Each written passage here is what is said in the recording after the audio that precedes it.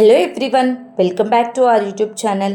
Last పార్ట్లో దుర్యోధనుడి గురించి ధృతరాష్ట్రుడు బాధపడుతూ విదురుడి దగ్గరికి వెళ్ళు విదురా, వెళ్ళి ఆ పాండుపుత్రులకు చెప్పు, చివరిసారిగా ఈ పెదనాన్నపై కృప చూపించమని చెప్పు విదురా అని ఏడుస్తూ ఉంటాడు. ఆ తరువాత ఏం జరిగిందో ఇప్పుడు తెలుసుకుందాం.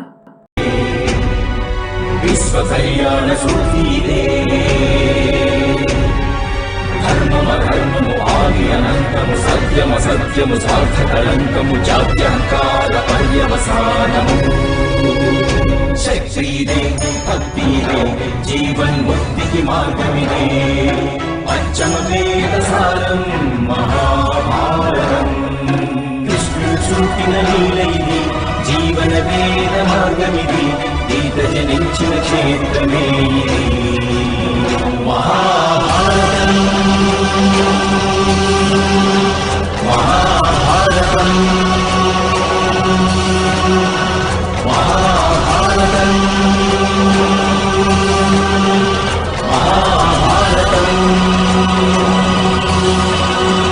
ఆ తరువాత హస్తినాపురంలో గాంధారి కూడా దుర్యోధనుని గురించి తలుచుకొని బాధపడుతూ ఉంటుంది. అదే సమయంలో కుంతీ ద్రౌపది అక్కడికి వచ్చి కుంతీదేవి అక్క అని పిలుస్తుంది. అప్పుడు గాంధారి, ఎందుకొచ్చావు ఇక్కడికి? మండిపోతున్న నా హృదయాన్ని శాంతింపచేయడానికి వచ్చావా? చూడు, నా కళ్ళకు గంతలున్నాయి కదా, కానీ నువ్వు చూడగలవు కదా. చూడు, ఈ వినాశనాన్ని చూడు. చూడు దుష్టురాలా కుంతి, చూడు, అంతా సర్వనాశనమైపోయింది. నీ పాపిష్టిపుత్రులే నా జీవితాన్ని సర్వనాశనం చేశారు కుంతి అని ఏడుస్తూ ఉంటుంది. అప్పుడు కుంతీదేవి బాధపడుతూ, అక్క, నేనిప్పుడు నీ పాదాల దగ్గర నా ప్రాణాలను త్యజించాలని వచ్చాను అని అంటుంది. వెంటనే గాంధారి కోపంతో, ప్రాణాలను త్యజించాలని వచ్చావా? దగ్గరికి రా కుంతి, నా దగ్గరికి రా, ఇప్పుడే నేను నీ మస్తకాన్ని ఖండించి వేస్తాను అని అంటుంది. గాంధారి మాటలకు భయపడి ద్రౌపది కుంతీదేవిని వెళ్ళవద్దని చెప్పగా కుంతీదేవి ద్రౌపది మాటలు వినకుండా గాంధారి దగ్గరికి వెళ్తుంది. గాంధారి వెంటనే పక్కనే ఉన్న ఖడ్గాన్ని తీసుకుని కుంతీదేవి మెడపైన పెట్టి ఆలోచిస్తూ బాధపడుతూ ఏడుస్తూ కత్తిని కింద పడవేసి, నా కొడుకులు చనిపోయారు కుంతి అని కుంతిని పట్టుకొని ఏడుస్తూ ఉంటుంది. వెంటనే కుంతీదేవి కూడా ఏడుస్తూ, అక్క, నీ కొడుకులు మరణించారు కనుకనే నేను నాకున్న సంబంధాలన్నింటినీ త్యజించి భిక్షువుగా మారి నీ దగ్గరకు వచ్చాను. ఇప్పుడు నేను పాండు మహారాజు భార్యను కాదు, సామ్రాట్ యుధిష్ఠిరుడికి తల్లిని కాదు. ఇప్పుడు నేను మీకు బావగారికి దాసిని అక్క. నా శేష జీవితాన్ని మీతో గడపమని మామగారు ఆదేశించారక్క అని ఏడుస్తూ ఉంటుంది. అప్పుడు గాంధారి, వద్దు కుంతి, ఇప్పుడు నువ్వు నా దాసిగా ఉండవద్దు. ఇప్పుడు నువ్వే మాకు ఆధారం. ముందు నన్ను ఇక్కడి నుంచి ఎక్కడికైనా తీసుకువెళ్ళు కుంతి. ఈ భూమి మా ఆశలను, మా సుఖాలను, అలాగే మా భవిష్యత్తును కూడా సర్వనాశనం చేసింది. ఇంకా ఒక్క క్షణం కూడా ఇక్కడుండడం నాకు ఇష్టం లేదు. ముందు నన్ను ఇక్కడి నుంచి తీసుకువెళ్ళు కుంతి. ఏదైనా తపోభూమికి వెళ్ళి మన శేష జీవితాన్ని గడుపుదాము అని అంటుంది. వెంటనే కుంతి, అక్క, పాండు మహారాజు పుత్రులు తమరి ఆశీస్సుల కోసం ఇక్కడ వచ్చారు. మీకోసం బయట ఎదురు చూస్తూ ఉన్నారు అని చెప్తుంది. అప్పుడు గాంధారి, ఇప్పుడు కాదు కుంతి, వారిని నేను మన హస్తినాపురంలో ఆశీర్వదిస్తాను. ఇప్పుడు నా మనసంతా బాధతో నిండిపోయింది. ఇప్పుడు నేను మాట్లాడితే నా నోటి నుండి శాపాలు మాత్రమే వస్తాయి. వద్దు కుంతి, ఇప్పుడు ఇక్కడి నుంచి మనం వెళ్ళిపోదామని ఏడుస్తూ ఉంటుంది. అప్పుడు ద్రౌపది గాంధారి దగ్గరికి వెళ్ళి, అమ్మా, మీరివ్వదలిచిన శాపాలు, మీ కోపావేశాన్ని నాపై చూపించండి. ఈ ప్రతీకారాగ్ని నాలోనే ఉత్పన్నమైంది అని అంటుంది. వెంటనే గాంధారి, అవును ద్రౌపది, ఈ ప్రతీకారాగ్ని నీ మనసులోనే ఉత్పన్నమైంది. ఆ రోజు జూదసభలో నువ్వు నా కొడుకులను క్షమించి ఉండుంటే ఈరోజు ఈ యుద్ధం జరిగి ఉండేదే కాదు. కానీ నువ్వు నా కొడుకులను శపించావు. నేను నా కొడుకుల కారణంగా అనుభవిస్తున్న దుఃఖాన్ని నీవు అనుభవించి ఉంటే నీకు ఈ బాధ తెలిసి ఉండేది అని అంటుంది. అదే సమయంలో యుద్ధభూమిలో దుర్యోధనుడిలో చలనం వచ్చి, మిత్రమా అశ్వత్థామ, ఇక్కడ హస్తినాపుర యువరాజు ఒంటరిగా ఉన్నాడు అని పిలుస్తూ ఉంటాడు. అప్పుడే హస్తినాపురంలో ధృతరాష్ట్రుడు పట్టుకున్న దీపం కూడా వెలుగుతుంది. ధృతరాష్ట్రుడు ఆ వెలిగిన దీపాన్ని పట్టుకొని సంతోషిస్తూ ఉంటాడు. రణభూమిలో దుర్యోధనుడి కేకలు విని అశ్వత్థామ దుర్యోధనుడి దగ్గరికి వచ్చి దుర్యోధనుని తన ఒడిలోకి తీసుకొని సంతోషిస్తూ, మిత్రమా దుర్యోధన, నీవు బ్రతికే ఉన్నావా? నిన్ను మృత్యువు దరిచేరదు. ఆ విషయం నాకు తెలుసు దుర్యోధన అని అంటాడు. వెంటనే దుర్యోధనుడు బాధపడుతూనే, మిత్రమా అశ్వత్థామ, ఎప్పుడైతే పాండవుల మృత్యు సమాచారం నాకు వినిపిస్తుందో అప్పుడే నా ప్రాణాలు నా దేహం నుండి వేరవుతాయి. గాయపడిన నా దేహం, నా నిస్సహాయతలతో నా హృదయం ఇప్పుడు నా ఆత్మను ఎంతో బాధ పెడుతున్నాయి మిత్రమా. ఇప్పుడు కేవలం నీవు మాత్రమే నాకు సహాయం చేయగలవు అని అంటాడు. అప్పుడు అశ్వత్థామ, ఆదేశించు మిత్రమా. ఒకవేళ సాధ్యమైతే నేను స్వయంగా నీ శరీరాన్ని ధరించి నా శరీరాన్ని నీకిచ్చి ఉండేవాడిని. చెప్పు మిత్రమా, ఇప్పుడు నిన్ను ఈ బాధ నుండి విముక్తి చేయడానికి నన్నేం చేయమంటావు అని అడుగుతాడు. వెంటనే దుర్యోధనుడు, మిత్రమా, నా ప్రతీకారం తీరిందన్న సమాచారం నాకు అందేంత వరకు నేను మృత్యువును చేరలేను. మిత్రమా, ఆ దుష్ట పాండవులను చంపానన్న సమాచారం నాకివ్వు. ఆ దుష్ట పాండవులను చంపిన శస్త్రాన్ని నాకు చూపించు. లేదంటే నేను ఎంతకాలమైనా ఈ బాధను అనుభవిస్తూనే ఉంటాను. మిత్రమా, నాకు ముక్తిని ప్రసాదించు మిత్రమా. నాకు ఆ దుష్ట పాండవులను చంపి ఆ ముక్తిని ప్రసాదించు మిత్రమా అని అడుగుతాడు. అదే సమయంలో సమ్రాట్ యుధిష్ఠిరుల వారికి జై అని నినాదాలు వినిపిస్తూ ఉంటాయి.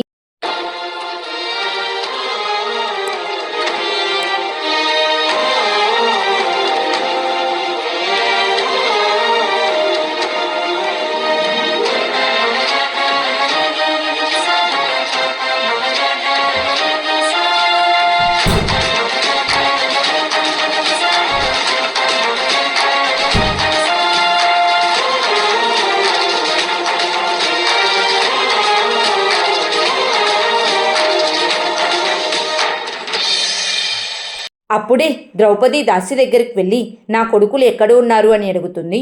వెంటనే దాసి, విజయ శిబిరంలో ఉన్నారమ్మా. సమ్రాట్ యుధిష్ఠిరుల వారు అక్కడే పూజలు చేస్తారు అని చెబుతుంది.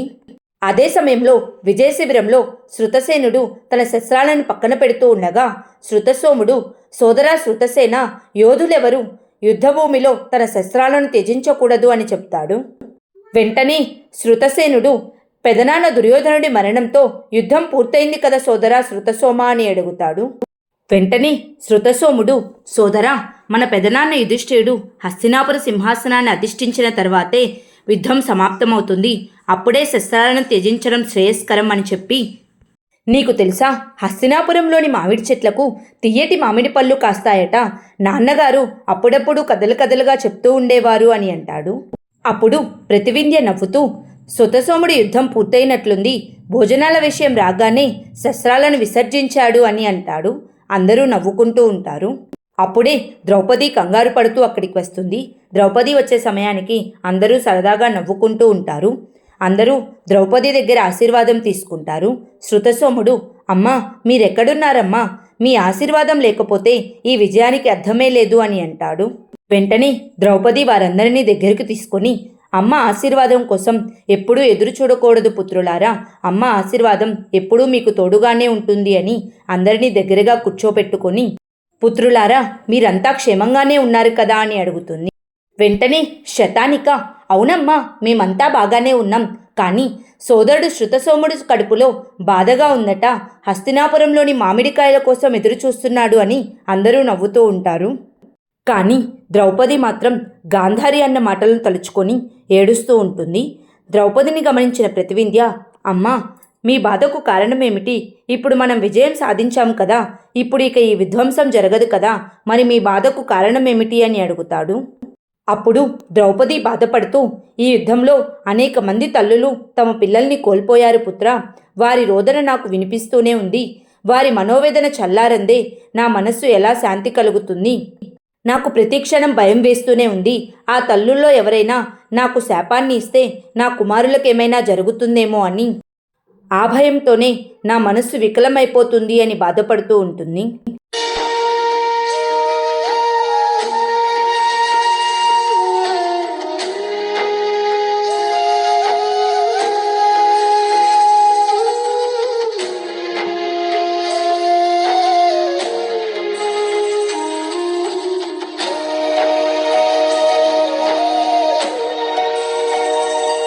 అదే సమయంలో అశ్వత్థామ పాండవుల విజయ శిబిరం పైట ఉన్న సైనికులందరినీ చంపివేస్తూ, అశ్వత్థామ అనే నేను ఈరోజు పాండవులందరినీ చంపేస్తాను అని ప్రతిజ్ఞ చేస్తున్నాను అని అంటాడు.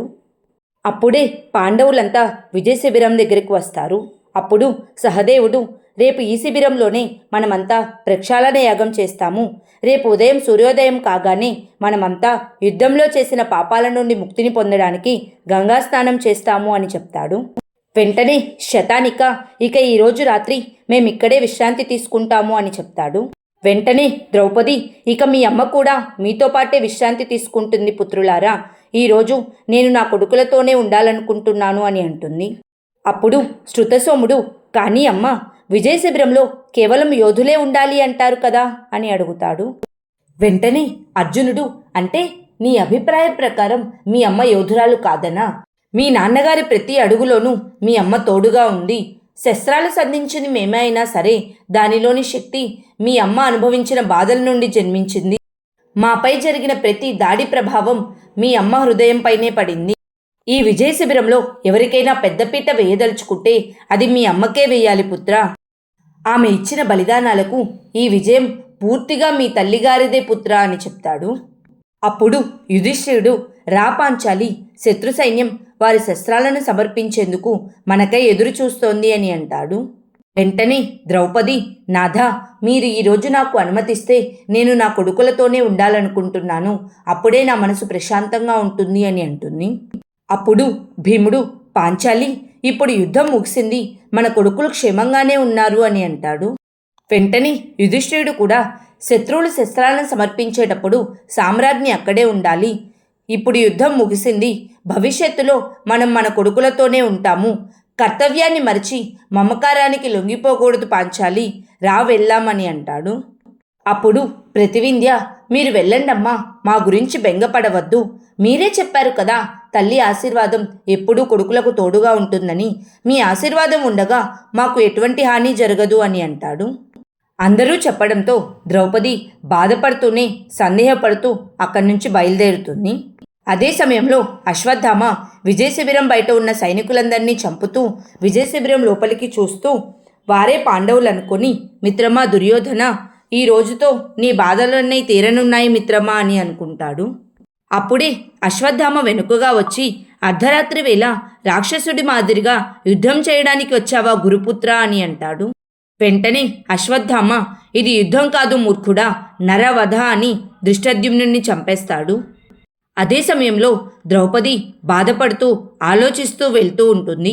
అప్పుడే వాసుదేవుడు నీ 5 భర్తలు మినహా సంతన మహారాజు వంశం మొత్తం నాశనం అయిపోతుంది అని చెప్పిన మాటలు గుర్తు చేసుకొని నా కొడుకులు ఎలా ఉన్నారు అని చెప్పి వెనక్కి తిరిగి పరిగెత్తుతూ ఉంటుంది. పాండవులు 5 కూడా ద్రౌపది వెనక పరిగెత్తుతూ ఉంటారు. అప్పుడే అశ్వత్థామ విజయ శిబిరంలోకి వెళ్ళి నిద్రపోతున్న ఉప పాండవులను చూసి పాండవులే అనుకొని పాండుపుత్రులారా ఇన్ని పాపాల భారం మీ తలపై ఉన్నా సరే మీరంతా రాక్షసుల మాదిరిగా నిద్రపోతున్నారా? కానీ మీరు ఈ నిద్ర నుండి ఇంకెప్పటికీ మేల్కొనలేరు అని ఉప పాండవుల దగ్గరికి వెళ్ళి నిర్దాక్షిణ్యంగా వాళ్ళందరినీ నిద్రలోనే చంపేస్తాడు.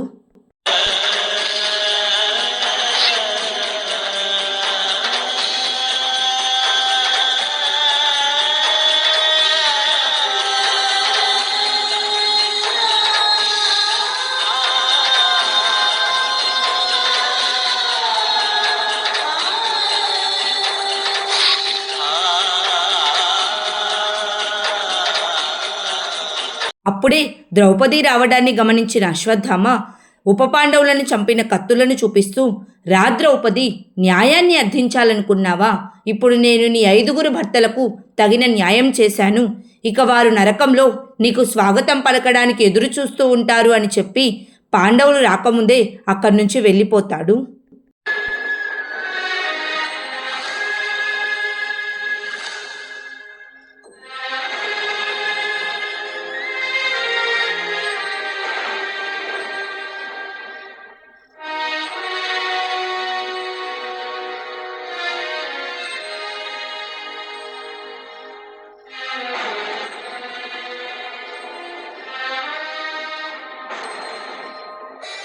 అప్పుడే పాండవులంతా అక్కడికి వస్తారు. కింద పడిపోతున్న ద్రౌపదిని నకుల సహదేవులు పట్టుకొని ఉంటారు. అదే సమయంలో అశ్వత్థామ దుర్యోధనుడి దగ్గరికి వెళ్ళి మిత్రమా దుర్యోధన, గాయపడిన నీ దేహాన్ని విశ్రాంతి తీసుకొనివ్వు, గాయపడిన నీ మనస్సును శాంతింపచేయి. మిత్రమా దుర్యోధన, నేను నీకిచ్చిన మాటను నిలబెట్టుకున్నాను అని చెప్తాడు. వెంటనే దుర్యోధనుడు, మిత్రమా అశ్వత్థామ, ఆ దుష్ట పాండవులను చంపేశావా అని అడుగుతాడు. అప్పుడు దృష్టద్యుమ్నుడు, అవును మిత్రమా, ఆ దుష్ట పాండవులు విజయశిబిరంలో హాయిగా నిద్రపోతున్నారు, నేను వాళ్ళని చంపేశాను అని ఆ శస్త్రాలను చూపిస్తాడు. వాటిని చూసిన దుర్యోధనుడు నవ్వుతూ, మిత్రమా అశ్వత్థామ, ఇప్పుడు నా మనస్సు సంతోషంతో నిండిపోయింది అని నవ్వుతూనే అశ్వత్థామ చేతిలో కన్ను మూస్తాడు. ఆ తరువాత ద్రౌపది ఉపపాండవుల దగ్గర కూర్చొని ఏడుస్తూ, నేను వీరి అంత్యక్రియలను చూడలేను సుభద్ర, ఎవరైనా వచ్చి నా పాడని సిద్ధం చేయండి. ప్రతివింధ్య, శృతసోమ, శృతసేన, ఎవరైనా నా చితిని వెలిగించండి. మీరందరూ ఇలా నన్ను వదిలి వెళ్ళిపోతే నా చితిని ఎవరు వెలిగిస్తారు? లేవండి అని ఏడుస్తూ ఉంటుంది. ద్రౌపది సుభద్రను పట్టుకొని, నా దౌర్భాగ్యం చూడు సుభద్ర, నా అన్నయ్య చనిపోయాడు, నా కొడుకులు చనిపోయారు, ముందు అభిమన్యుడు చనిపోయాడు, ఇప్పుడు ఈ 5 కొడుకులు కూడా నన్ను విడిచి వెళ్ళిపోయారు, నేను ఎవరి కోసం బ్రతికి ఉండాలి సుభద్ర అని సుభద్రను పట్టుకొని ఏడుస్తూ ఉంటుంది. అప్పుడు సుభద్ర, నీవు ధైర్యంగా ఉండక్క, ఇలా ధైర్యాన్ని కోల్పోవద్దక్క, మన వారసుడు ఉత్తర గర్భంలో పెరుగుతున్నాడు, మన మనవణ్ణి మనం చూసుకుంటూ వారిలో మన పుత్రుల్ని స్మరించుకుందాం, ధైర్యంగా ఉండక్క అని ఓదార్తూనే ఏడుస్తూ ఉంటుంది. వారి బాధను చూస్తూ భీముడు, అశ్వత్థామ, ఒక విషసర్పాన్ని స్వేచ్ఛగా వదిలేశామన్నయ్య, అది ఇప్పుడు కాటు వేసింది అని అంటాడు. వెంటనే అర్జునుడు, వాడికి తప్పకుండా దండన లభిస్తుంది, వారందరినీ దండించడం మన ధర్మం, మనం మన ధర్మాన్ని అసంపూర్ణంగా నిర్వర్తించినందుకు ఇంతటి పరిణామం జరుగుతుందా అని బాధపడుతూ, మనం మన కొడుకుల చితి వెలిగించే ముందుగా ఆ అశ్వత్థామను వధించాలి అని చెప్పి తమ తమ ఆయుధాలను తీసుకొని పాండవులంతా అశ్వత్థామ దగ్గరకు బయలుదేరుతారు. ఆ తర్వాత ఏం జరిగిందో నెక్స్ట్ పార్ట్లో తెలుసుకుందాం. Please like, share and subscribe to our YouTube channel. Thank you.